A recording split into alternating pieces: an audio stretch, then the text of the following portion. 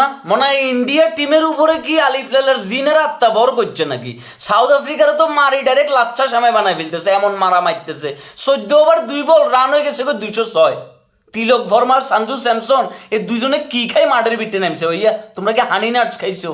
হ্যাঁ, আর যে চতুর্থতম টি-20 ম্যাচ চলতেছে, এর ভিতরে তোমরা যে পাগল নাচটা নাচাইতেছো। 7-7টা বলার সাউথ আফ্রিকার টিম ইউজ করাইছে, কোনো লাভ হইতেছে না।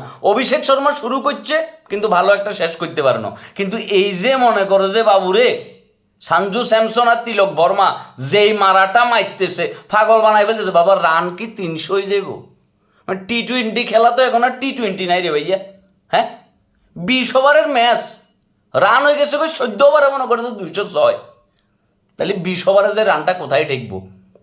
উইকেট গেছে মনে করো যে মাত্র একটা।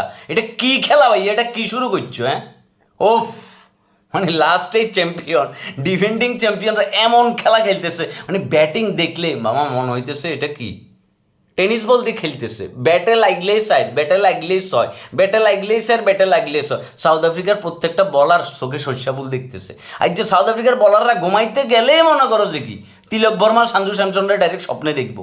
বাহ দাদা, কামাল कर दिया, बहुत अच्छा लगा, बहुत अच्छा लगा। आपका बल्लेबाजों ने क्या खेल देखा रहा है भाई, मजा आ गया, मजा आ गया सिर्फ। हाँ, आई लाइक इट।